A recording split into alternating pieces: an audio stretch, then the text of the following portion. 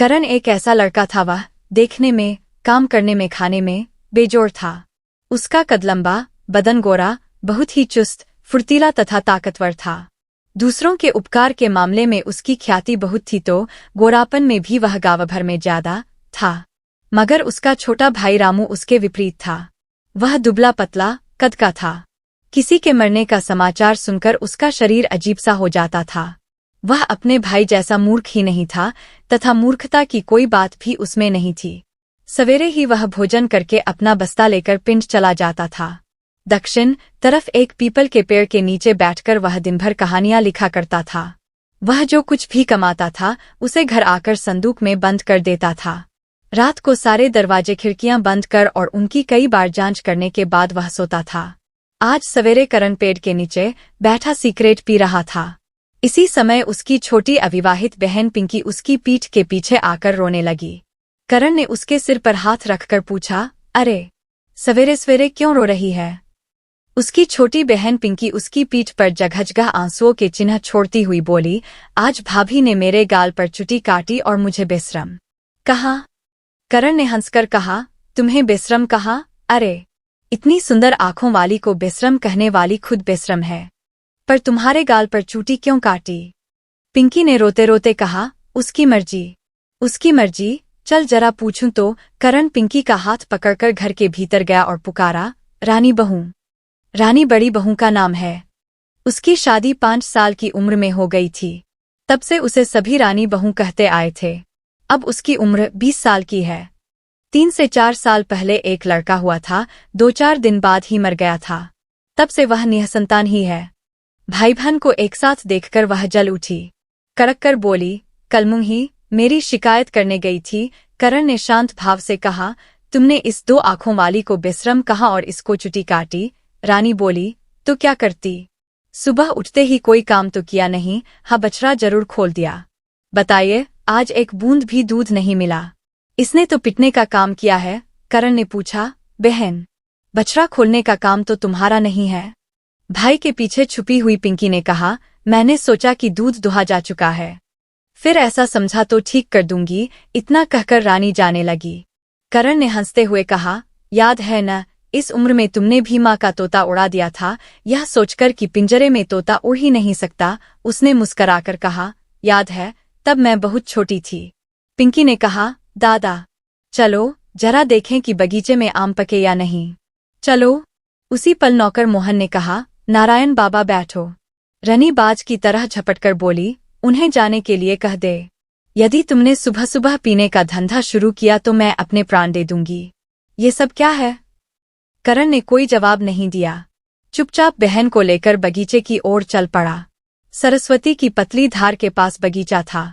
वहीं एक समाधिस्तूप था। उसी के पास भाई बहन दोनों आकर बैठ गए। पिंकी ने अपने भाई के समीप खिसककर पूछा, दादा भैया, भाभी तुम्हें बोष्टम ठाकुर कहकर क्यों पुकारती है? जो बंगाल वैष्णव एकतारा पर भजन गाकर भीख मांगते हैं उन्हें बोष्टम कहते हैं। करण ने अपने गले की तुलसी माला को स्पर्श करते हुए कहा, मैं बोष्टम हूँ, इसलिए मुझे वह बोष्टम ठाकुर कहती है। पिंकी ने अविश्वास के भाव से कहा, तुम क्यों बोष्टम हो? बोष्टम तो भिखारी होते हैं। दादा वे भीख क्यों मांगते हैं? करण ने कहा, गरीब हैं इसलिए भीख मांगते हैं। पिंकी ने भाई की ओर सवाल भरी नजर से देखकर कहा, बगीचा, पोखर, धान कुछ भी उसके पास नहीं होता। कुछ भी नहीं। बोष्टम होने पर अपने पास कुछ नहीं रखना पड़ता। पिंकी ने झट से कहा, तुम्हारे पास तो सब कुछ है, तुम क्यों नहीं दे देते? करण ने हंसते हुए कहा, तुम्हारा दादा कुछ भी नहीं दे सकता। हाँ, जब तुम राजा की बहू बनोगी तो सब कुछ दे देगा। छोटी होने पर भी वह शर्मा गई। छाती में मुंह छुपाकर बोली, जाओ। करण ने उसे बड़े लाड़ प्यार से पाला था। आज से 7 साल पहले उसकी विधवा माँ उसे 3 साल की छोड़कर मर गई थी। करण कितना ही लापरवाह हो, गांजा पीता हो, पर उसने माँ की अंतिम इच्छा की अवहेलना नहीं की। पिंकी को संपूर्ण स्नेह से पाला। तभी तो पिंकी माँ की तरह अपने दादा की छाती में मुंह छुपा लेती थी। तभी पुरानी नौकरानी ने पुकारा, पूंटी तुम्हें भाभी दूध पिलाने के लिए बुला रही है। पूंटी यानी पिंकी ने विनीत स्वर में कहा, दादा कह दो न, मैं अभी दूध नहीं पीऊंगी। क्यों? मेरी इच्छा नहीं है। मगर तेरा गाल खींचने वाली भला क्यों मानेगी? नौकरानी ने फिर पुकारा, पूंटी। करण ने समझाया, बहन जल्दी से दूध पीकर आ जा, मैं यहीं हूँ। पिंकी मुंह लटकाए चली गई। उस दिन दोपहर के समय करण के आगे थाली परोस कर रानी बोली, अब तुम ही बताओ कि भात के साथ कौन कौन सी चीजें परोसूं। यह भी नहीं खाऊंगा, वह भी नहीं खाऊंगा, आखिर मछली खाना भी छोड़ दिया।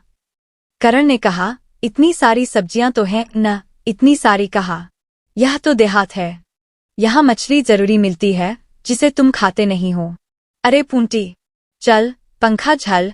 फिर वह करण पर अपनी नजर गड़ाकर बोली, देखो थाली में कुछ भी छोड़ा तो मैं अपनी जान दे दूंगी। करण खामोशी से मुस्कराते हुए भोजन करता रहा। रानी झल्ला पड़ी, हंसते हो, तुम्हारी इन्हीं बातों से मेरे शरीर में आग लग जाती है। कितने दुर्बल हो गए हो, गले की हड्डी दिखने लगी है। करण ने झट से कहा, यह तुम्हारा भ्रम है। भ्रम? रानी ने कहा, मैं तुम्हारी हर आदत को पहचानती हूँ, एक दाना कम खाओ तो बता सकती हूँ।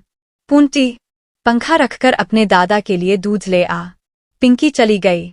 रानी फिर कहने लगी, धर्मकर्म से जीने के लिए सारी उम्र पड़ी है। पड़ोसिन मौसी आई थी, कह रही थी इस उम्र में मछली खाना छोड़ने से आंखों की रोशनी व शरीर की शक्ति कम हो जाती है। मैं तुम्हें मछली खाना नहीं छोड़ने दूंगी। करण ने हंसकर कहा, मेरे बदले तू ही खा लिया कर। रानी चिढ़ गई, बोली, भंगीचमारों की तरह फिर तूतकार कहने लगे। करण ने लज्जित होकर कहा, क्या करूं रानी, बचपन का स्वभाव छूटता ही नहीं। याद है न, मैंने तुम्हारा कितनी बार कान खींचा है। रानी ने मुस्कराते हुए कहा, अच्छी तरह याद है। मुझ छोटी पर तुमने क्या कम अत्याचार किए। कितनी बार तुमने माम बाबा से छुपाकर चोरी से चिल्मे भरवाई है। बड़े दुष्ट हो, सब कुछ याद है, तभी तो मैं तुम्हें प्यार करने लगा था। रानी ने बनावटी नाराजगी से कहा, अब चुप हो जाओ, पूंटी आ रही है।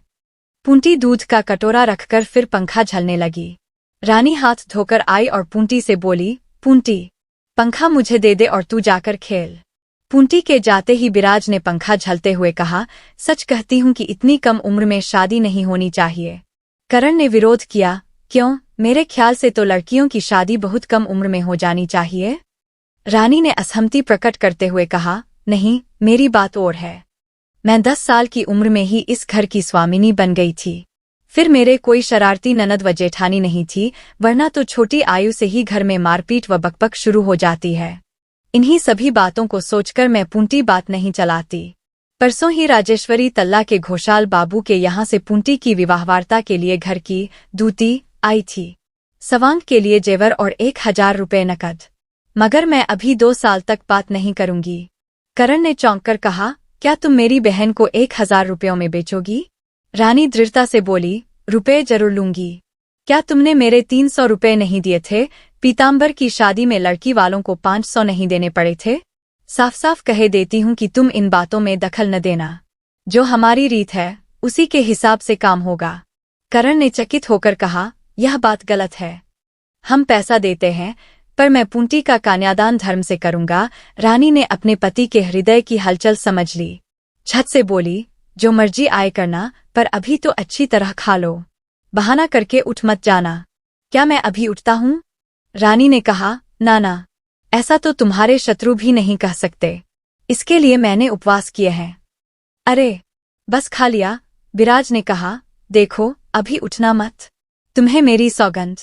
पूंटी जा, छोटी बहू से 2 संदेश, 1 प्रकार की बंगाली मिठाई ले आ। नाना से काम नहीं चलेगा। तुम अभी भूखे हो, अगर उठ गए तो मैं खाना नहीं खाऊंगी। कल रात मैंने 1 बजे तक जागकर संदेश बनाए हैं। पिंकी ने दौड़कर एक तश्तरी में संदेश लाकर करण के सामने रख दिया। करण ने मुस्कराकर कहा, इतने संदेश, क्या मैं पेटू हूँ। रानी ने अपनेपन से कहा, बातचीत के दौरान धीरे धीरे खा सकोगे।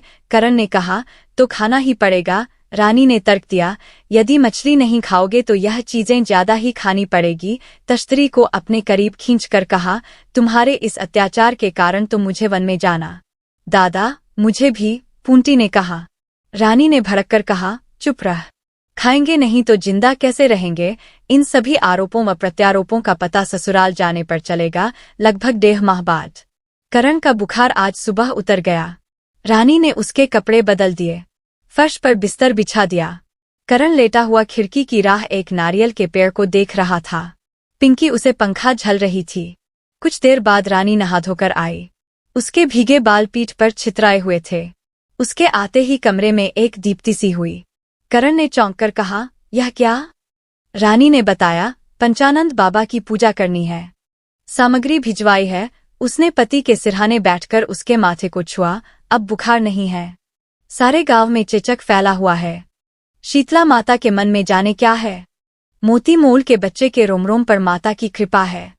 करण ने पूछा, मोती के कौन से लड़के को शीतला निकली है?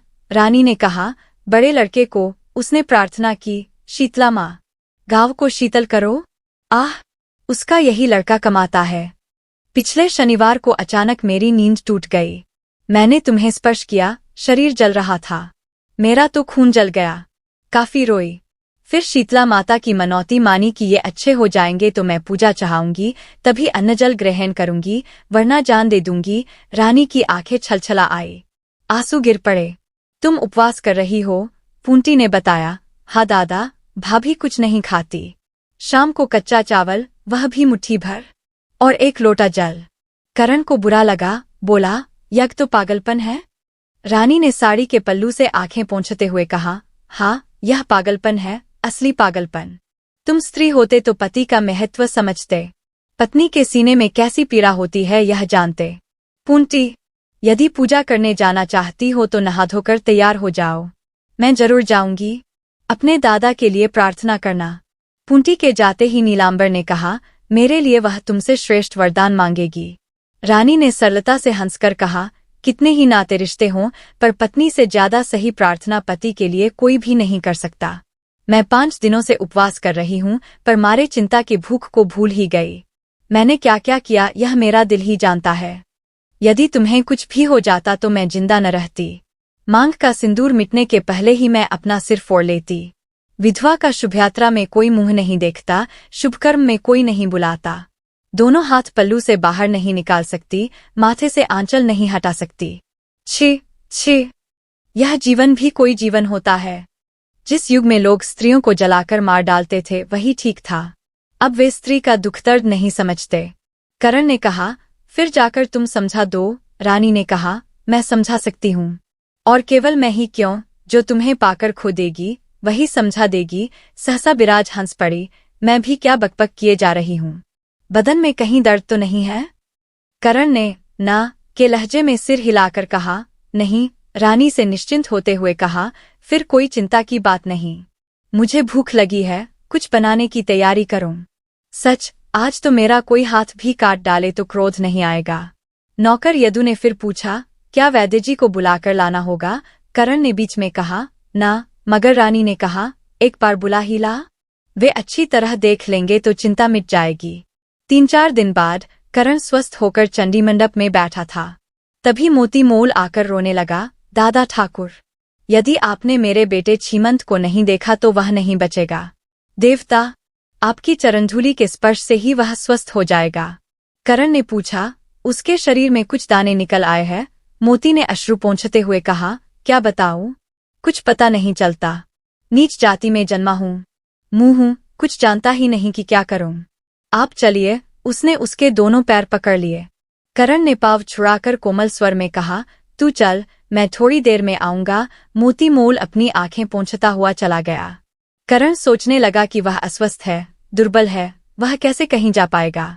पर वह रोगियों की सेवा करके उतना लोकप्रिय हो गया है कि आसपास के गांवों के लोग भयंकर बीमारियों में भी उसे दिखाकर सांत्वना और आशीर्वचन लेते हैं, तभी उनके परिवार वालों को धैर्य होता है। करण यह भलीभांति जानता था कि ये अशिक्षित और भोले लोग डॉक्टर वैद्य की दवाओं की अपेक्षा उसकी चरणधूलि और मंत्रबद्ध पानी में अधिक श्रद्धा रखते हैं। यही कारण था कि वह भी किसी को निराश नहीं करता था। मोल के जाने के बाद वह काफी बेचैन हो गया। सोचना लगा कि बाहर कैसे निकले। रानी से वह डरता था, यह बात उसे कैसे कहे। इसी समय पिंकी ने आवाज दी, दादा।